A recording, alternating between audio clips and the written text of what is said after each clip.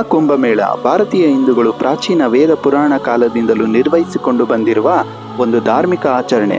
ಹಿಂದೂ ಪುರಾಣಗಳ ಪ್ರಕಾರ ಕ್ಷೀರಸಾಗರ ಮಂಥನದ ವಿಷಯ ತಿಳಿಸುವಾಗ ವಿಷ್ಣು ಪುರಾಣ, ಮಹಾಭಾರತ, ಭಾಗವತ ಪುರಾಣ, ರಾಮಾಯಣದಲ್ಲಿ ಮಹಾಕುಂಭಮೇಳಕ್ಕೆ ಸಂಬಂಧಿಸಿದ ವಿಷಯಗಳ ಉಲ್ಲೇಖವಿದೆ.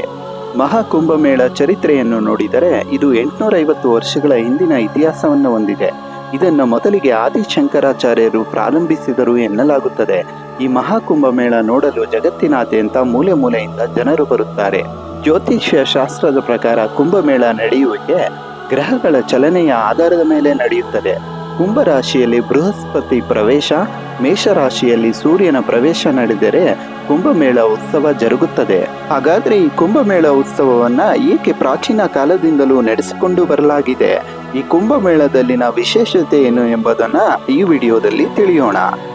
ಹಿಂದೂ ಪುರಾಣಗಳ ಪ್ರಕಾರ ಈ ಮಹಾಕುಂಭಮೇಳ ನಡೆಯಲು ಪ್ರಮುಖ ಕಾರಣವೆಂದರೆ ಸಮುದ್ರ ಮಂಥನ ಅಥವಾ ಕ್ಷೀರಸಾಗರದ ಮಂಥನದ ಕಥೆಯಾಗಿದೆ.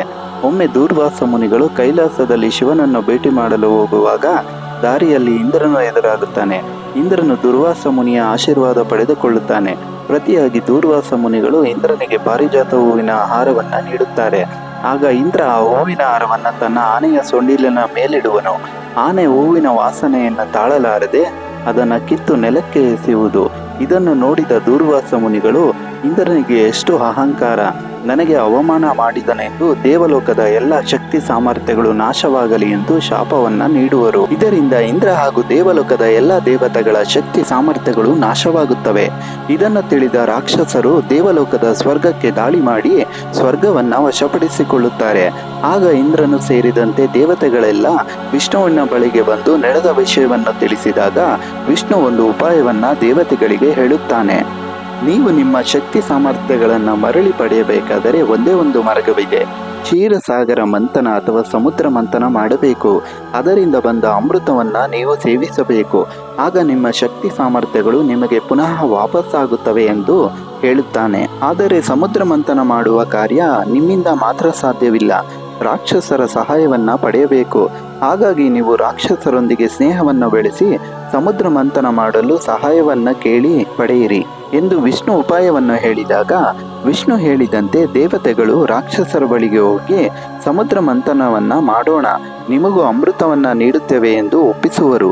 ಸಮುದ್ರ ಮಂಥನವನ್ನ ಮಾಡಲು ದೇವತೆಗಳು ಮತ್ತು ರಾಕ್ಷಸರು ಸಮುದ್ರವನ್ನ ಕಡಿಯಲು ಮಂದರಾಚಲ ಪರ್ವತವನ್ನ ಕಡೆಗೋಲಾಗಿ ಮಾಡಿ ಸರ್ಪಗಳ ರಾಜ ವಾಸುಕಿಯನ್ನು ಹಗ್ಗವಾಗಿ ಮಾಡಿಕೊಂಡು ಸಮುದ್ರ ಮಂಥನವನ್ನ ಮಾಡುವರು. ಸಮುದ್ರ ಮಂಥನವನ್ನ ಮಾಡುವಾಗ ಅಮೃತದ ಬದಲಿಗೆ ಆಲ ವಿಷ ಬರುವುದು. ಇದನ್ನು ಶಿವನು ಕುಡಿದು ವಿಷಕಂಠನಾಗುವನು. ಹೀಗೆ ಮುಂದುವರೆದು ಸಮುದ್ರವನ್ನು ಕಡೆಯುವಾಗ 14 ರತ್ನಗಳು ಅಂದರೆ ಆಲ, ಕೌಸ್ತುಭಹಾರ, ಲಕ್ಷ್ಮಿ, ಅಪ್ಸರೆಯರು, ಐರಾವತ್ತು ಬಂದು ಕೊನೆಗೆ ಒಂದು ಕುಂಡದಲ್ಲಿ ಅಮೃತವು ಬರುವುದು. ಈ ಅಮೃತಕ್ಕಾಗಿ ದೇವತೆಗಳು ಹಾಗೂ ರಾಕ್ಷಸರಿಗೆ ಘೋರ ಯುದ್ಧ ನಡೆಯುವುದು. ವಿಷ್ಣು ಅಮೃತ ರಾಕ್ಷಸರ ಕೈಗೆ ಸೇರಬಾರದೆಂದು ಮೋಹಿನಿಯ ವೇಷವನ್ನು ಧರಿಸಿ ಕದ್ದು ಒಯ್ಯುವಾಗ ಅಮೃತದ 4 ಹನಿಗಳು ಈ ಭೂಮಂಡಲದ 4 ಸ್ಥಳಗಳಲ್ಲಿ ಬೀಳುತ್ತವೆ. ಆ ಸ್ಥಳಗಳೆಂದರೆ ಪ್ರಯಾಗ್ರಾಜ್, ಹರಿದ್ವಾರ್, ಉಜ್ಜಯಿನಿ, ನಾಸಿಕ್. ಈ ದೇವಲೋಕದ ಅಮೃತವು ಬಿದ್ದ ಈ ಸ್ಥಳಗಳಲ್ಲಿ ಆಗಿನಿಂದ ಕುಂಭಮೇಳಗಳು ನಡೆದುಕೊಂಡು ಬಂದಿವೆ. ಅಮೃತ ಬಿದ್ದ ಸ್ಥಳಗಳು ಪವಿತ್ರ ನದಿಗಳ ಸಂಗಮ ಸ್ಥಳಗಳಾಗಿವೆ. ಇಲ್ಲಿ ಸ್ನಾನ ಮಾಡಿದರೆ ಪುಣ್ಯ ಲಭಿಸುತ್ತದೆ ಎಂಬುದು ಹಿಂದೂಗಳ ಧಾರ್ಮಿಕ ನಂಬಿಕೆಯಾಗಿದೆ. ಹಿಂದೂ ಪುರಾಣದ ಸಮುದ್ರ ಮಂಥನದ ಕಥೆಯ ಕಾರಣವಾಗಿ ಈ 4 ಸ್ಥಳಗಳಲ್ಲಿ ಕುಂಭಮೇಳಗಳು ನಡೆಯುತ್ತಾ ಬರುತ್ತವೆ.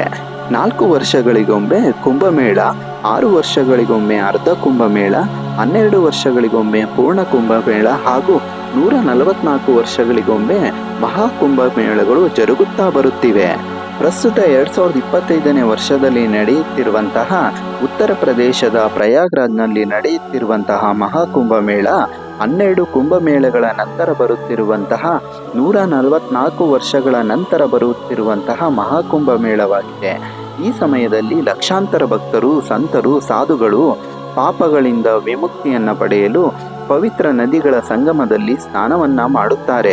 ಪ್ರಸ್ತುತ 2025ರ ಪ್ರಯಾಗ್ರಾಜ್ನಲ್ಲಿ ನಡೆಯುತ್ತಿರುವ ಮಹಾಕುಂಭಮೇಳ 144 ವರ್ಷಗಳ ನಂತರ ನಡೆಯುತ್ತಿರುವುದಾಗಿದೆ. ಅಪರೂಪದ ಕುಂಭಮೇಳ, ಹಾಗಾಗಿ ಇದನ್ನ ಕುಂಭಮೇಳ ಎಂದು ಕರೆಯುತ್ತಾರೆ.